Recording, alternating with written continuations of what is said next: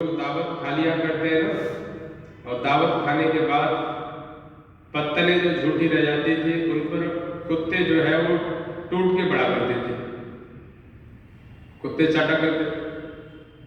आज भारत की स्थिति भी उससे कहीं ठीक नहीं है। देखना, विदेशी संस्कृति जो हमारे देश में आ रही है उनका झूठन तो ही चाट रहा है। हम पाश्चात्य संस्कृति की तरफ दौड़ लगाए जा रहे हैं अपनी संस्कृति को। जब अमेरिका, इंग्लैंड और ब्रिटेन आदि देशों में संस्कृत को अपना करके यज्ञ हवन करेंगे, उसके बाद हमें समझ में आएगा कि ये अच्छी चीज है, जब वो हमको सिखाएंगे। जबकि हमारे ऋषियों ने पहले ही हमको बताया कि आइए हमें अपनी संस्कृति को, अपने इस मूल ग्रंथों को जो वेद के आधार पर ऋषियों ने दिया उनको जानने का यत्न करें। लेकिन कोई भी इस ओर ध्यान देने वाला नजर नहीं आता है। ईश्वर की आराधना, देवताओं का पूजन करने की सच्चे अर्थों में यदि कहीं से शिक्षा प्राप्त होती है तो महर्षि दयानंद सरस्वती के ज्ञान से। महत्वपूर्ण बात है कि हम अपने देश में जहां पर अपने जीवन को यापन कर रहे हैं, अपने जीवन को अपने घरों में सुखपूर्वक जी पाए, आनंद पूर्वक अच्छे कर्म करते हुए, पुरुषार्थ करते हुए, ईमानदारी के साथ, निष्ठा के साथ अपने जीवन को जी पाए, ऐसा हमको यत्न करना चाहिए। आज संस्कारों की देन देखना, क्योंकि मानव निर्माण की बात तो हो ही नहीं रही और बहुत सारी चीजों के निर्माण की बात तो हो रही है, लेकिन मानव निर्माण की बात बिल्कुल नहीं हो रही है। जब तक ये मानव का निर्माण नहीं होगा तब तक ये सारी चीजें बेकार है। वो मानव का निर्माण स्कूलों में नहीं हो रहा है। स्कूलों में तो डॉक्टर बन रहे, स्कूलों में वकील, जज बन रहे, लेकिन मनुष्य नहीं बन रहे।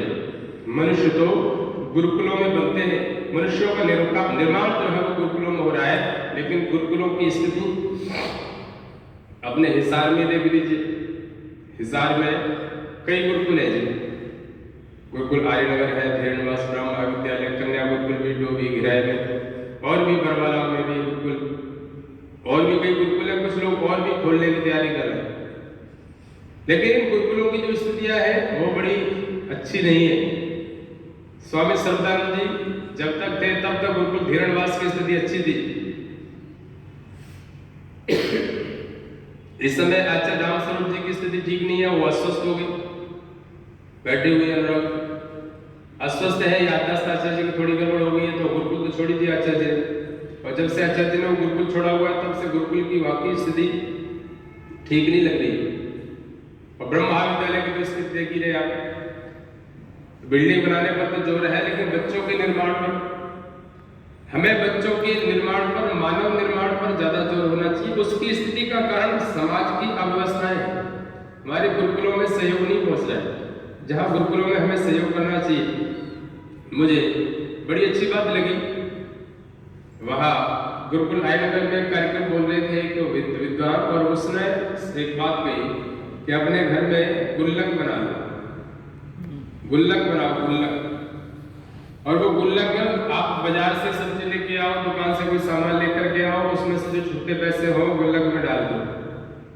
और गुल्लक गुरुकुल की गुल्लक, वो गुल्लक जो है वो गुरुकुल की गुल्लक होनी चाहिए। साल भर में जब गुरुकुल में वार्षिक उत्सव हो तो वार्षिक उत्सव में गुल्लक ले जाओ और गुल्लक को गुरुकुल में जाके फोड़ दो और कहो जितने भी रुपए हैं वो सब गुरुकुल की।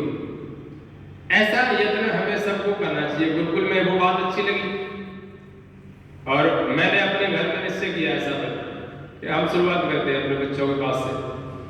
जो भी घर में जो भी बाजार से सामान लेके आओ, जो बचता है, जो भी छुट्टा बचा है तो गुल्लक में डालो, वार्षिक उत्सव होगा तो वो गुल्लक गुरुकुल में जाके फोड़नी, और उसके बाद वो पैसे गुरुकुल में दान करो। क्यों? ये अच्छा है नहीं? छोटा छोटा सहयोग। और ये जब तक हम इस संस्कृति के लिए सहयोग नहीं करेंगे तब तक कुछ होने वाला नहीं है। बच्चों का निर्माण आवश्यक है। ये बच्चे हमारा राष्ट्र का भविष्य है, लेकिन इनका निर्माण बहुत आवश्यक है। वो निर्माण गुरुकुलों में हो रहा है, गुरुकुलों की स्थितियां सुधरनी चाहिए और उसके लिए सहयोग चाहिए। मदरसे जितने भी हैं, मदरसे कोई किसी चंदे से, मतलब कोई बड़ा पैसे वाला व्यक्ति ही पैसे देकर के चंदा मदरसे चलाया, ऐसा नहीं। मदरसे में वो लोग, मुसलमान लोग सारा सहयोग करता है, हर व्यक्ति सहयोग करता है। मदरसों में जब आकर सहयोग होकर वो मदरसे चल, हमें कहीं से भी कोई अच्छी चीज मिलती है तो उसको सीख लेना चाहिए। हमारे गुरुकुलों की स्थितियाँ ठीक होनी चाहिए, उसके लिए हम सबको प्रयत्न करना चाहिए। कुछ बहुत सारी गुरुकुलों की स्थितियाँ भी ठीक करने के लिए हम सबको यत्न करना चाहिए, जहाँ पर भी हमारा सहयोग हो सकता है ऐसा प्रयास करना चाहिए। बच्चे गुरुकुल में तैयार होते हैं और जो बच्चे गुरुकुल में तैयार होंगे वो बच्चे ही माँ बाप की सेवा कर पाते हैं, वो बच्चे ही माता पिता का सम्मान करते हैं। मैं बचपन से गुरुकुल में लगभग 12 साल तक गुरुकुल में पढ़ा, तो 12-13 साल ही बाहर हो गई, हिसार में 11 साल तो हो गए। 25 वर्ष का जीवन गुरुकुल क्षेत्र में संस्कृति महर्षि दयानंद के पिता प्रसाद में जीवन लगाया। अब वो दूर रह करके माता पिता से जो मेरा लगाव है, मेरी जो माता पिता के प्रति इच्छा भावनाएं हैं, वो मैं समझ सकता हूँ। जो और स्कूल में पढ़ने वाले बच्चे हैं वो इस बात को नहीं समझ सकते, वो अपने माता पिता के त्याग और बलिदान को नहीं समझ सकते, जो गुरुकुल का पढ़ा हुआ बालक समझ सकता है। एक तो ये होता है कि वो दूर रहता है, दूर के ढोल तो सुहावने होते, कहते हैं दूर के ढोल सुहावने होते, दूर रहता है। और दूसरा, गुरुकुल में मानवता का पाठ पढ़ाया जाता है। जिसके हृदय में दया, जिसके हृदय में मानवता है, वो निश्चित ही माता पिता के प्रति सम्मान के भाव उठाएगा, सम्मान करेगा। देखो, एक सुंदर भजन मैं आप सबको मध्य रख रहा हूँ, और वो भजन जो है गुरुकुल के बच्चों के द्वारा ही हो सकता है। और जो गुरुकुल में पढ़कर के बच्चा ब्रह्मचारी स्नातक होकर के माता पिता के प्रति अपने जो श्रद्धा के भाव रखता है, स्नेह के भाव रखता है, सम्मान के भाव रखता है, वो गुरुकुल के बच्चों के अलावा स्कूल के बच्चे नहीं रख सकते। हमें ये पाठ अपने बच्चों को जो स्कूल में जा रहे हैं उनको सिखाने की जरूरत है। जो हमारे बच्चे स्कूल में जा रहे हैं उनको भी हम अपने घर में बैठ कर के धर्म का पाठ, ईश्वर का पाठ पढ़ाएं। मैं कल अभी एक परिवार में यज्ञ करने गया तो उन्होंने कहा, शास्त्री जी बच्चे जो है बिल्कुल भी मानने को तैयार नहीं है, हवन में बैठने को राजी नहीं। जबरदस्ती माता पिता कहते तो बैठ के जाते हैं, लेकिन बैठने को राजी नहीं। उसका कारण है, मैंने कहा उसके दोषी आप ही हो और कोई नहीं है। क्यों पूछा, कितने साल में हवन हो रहा है? तो 3-4 साल तो हो गए, इससे पहले हवन हुआ था। तो 4 साल बाद घर में हवन हो रहा है, 4 साल बाद घर में विद्वान आ रहा है, तो क्या होगा ये घर में? मुसलमानों के घर में बच्चे बच्चे को धर्म का पाठ पढ़ाया जा रहा है। मुसलमान हर घर में जा जाकर के धर्म का पाठ पढ़ाते हैं, बच्चों को धर्म से बचपन से जोड़ते हैं। क्योंकि हमारे बच्चे स्कूल में पढ़ने जाते हैं, घर में आ जाते हैं, मोबाइल टीवी पर देखते हैं, कहीं धर्म का पाठ, हमारे घर में जो मूर्ति पूजा होती है वो थोड़ा बहुत देख लेते हैं, और इसके अलावा कोई पाठ धर्म का बच्चों को नहीं सिखाया जा रहा। सिखाने की बहुत आवश्यकता है। और यदि धर्म का पाठ बच्चा सीखेगा तो माता पिता का सम्मान करेगा, माता पिता के ऋण को मानेगा, माता पिता की एहसानों को मान करके जीवन को जिएगा। बहुत सुंदर भजन लिखा कवि ने, माँ बाप से बढ़कर इस दुनिया में, माँ बाप की सेवा से बढ़कर इस दुनिया में और कर्तव्य कर्म हो सकते हैं, लेकिन बहुत बड़ा कर्तव्य कर्म है बच्चों के लिए माता पिता का सेवा और सम्मान करना। बहुत सुंदर भजन कवि ने लिखा है। आइए आप सब मेरे साथ मिलकर गुनगुनाइए। एक बालक माता पिता को समर्पित करते हुए जो गुरुकुल से पढ़ा हुआ है वो गा रहा है।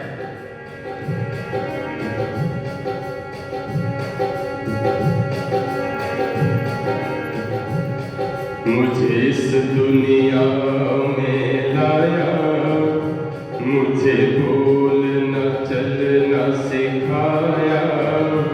ओ मात पिता तुम्हें वंदन, मैंने किस्मत से तुम्हें पाया। ओ मात पिता तुम्हें वंदन, मैंने किस्मत से तुम्हें पाया।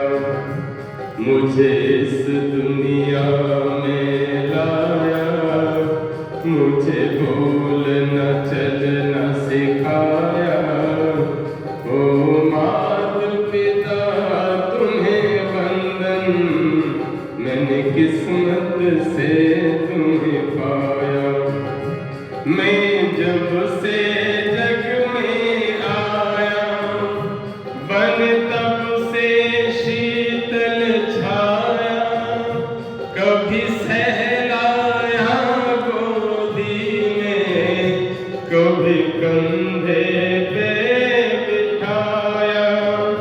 मेरे सिर पर हाथ रख कर बस प्यार ही प्यार लुटाया। ओ मात पिता तुम्हें बंधन, मैंने किस्मत से तुम्हें पाया। मुझे इस दुनिया में लाया, मुझे बोलना चलना सिखाया। ओ मात पिता तुम्हें बंधन, बड़ी किस्मत से तुम्हें मैं उठा के सर चल पाऊं, इस लायक तुमने किया है। कहीं हाथ नहीं फैलाऊं, इतना तुमने दिया है। मुझे जग की रीत सिखाई, मुझे धर्म का पाठ पढ़ाया। ओ मात पिता तुम्हें बंधन, बड़ी किस्मत से तुम्हें पाया। मुझे इस दुनिया में लाया। सब लोग माता पिता को याद करो। हम सब अपने अपने माता पिता को याद करो। उन्होंने जो हमको जीवन दिया है उसको याद करिए। क्या शब्द लिखे कवि ने? माँ बाप की आंखों से आंसू बनकर न गिरूंगा। माँ बाप का दिल जो दुखा दे, ऐसा मैं कुछ न करूंगा। माँ बाप के रूप में मैंने भगवान को जैसे पाया। ओ मात पिता तुम्हें बंधन, बड़ी किस्मत से तुम्हें पाया। मुझे इस दुनिया में लाया, मुझे बोलना चलना सिखाया। ओ मात पिता तुम्हें बंधन, बड़ी किस्मत से तुम्हें पाया। ओ मात पिता तुम्हें बंधन, बड़ी किस्मत से तुम्हें। देखना, एक बालक जब पैदा होता है तो माता पिता इसको बड़े अरमानों के साथ पालते हैं, गोदी में खिलाते हैं और बड़ी इच्छाएं उसके चेहरे को देख करके रखते हैं कि ये बालक बुढ़ापे में मेरा लाठी सहारा बनेगा। लेकिन जब बुढ़ापा आता है तो क्या ऐसा हो रहा है? क्योंकि संस्कार नहीं दिए जा रहे। माता पिता बच्चे की बड़े अरमान के साथ पालते हैं। एक पिता बच्चे को गोदी में लेकर के लोरियां दे रहा है और लोरियां दे रहा है और क्या गा रहा है? तुझे सूरज कहूँ या चंदा, तुझे दीप कहूँ या तारा, मेरा नाम करेगा रोशन, जग में मेरा राज दुलारा। मेरा नाम करेगा रोशन, जग में मेरा राज। मैं कब से तरस रहा था, मेरे आंगन में कोई खेले।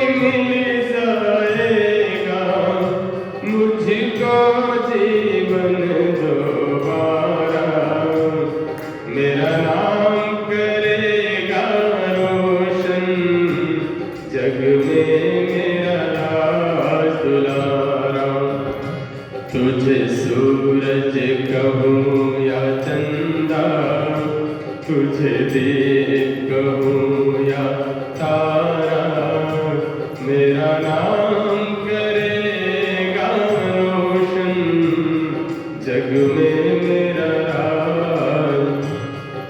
देखना, इतने सारे अरमानों को लेकर के, बड़ी इच्छाओं को लेकर के माता पिता बच्चे को देखते हैं, लेकिन आज के समय में वह बालक जब देखते हैं कि समय का जब अवसर आता है, जब मौका आता है, उस समय देखा एक बालक ने पिता के मर जाने के बाद एक बूढ़ी माँ को छत पर ले गया और छत पर पीछे जाकर के धक्का दे दिया और वो माँ संसार छोड़कर के चली गई।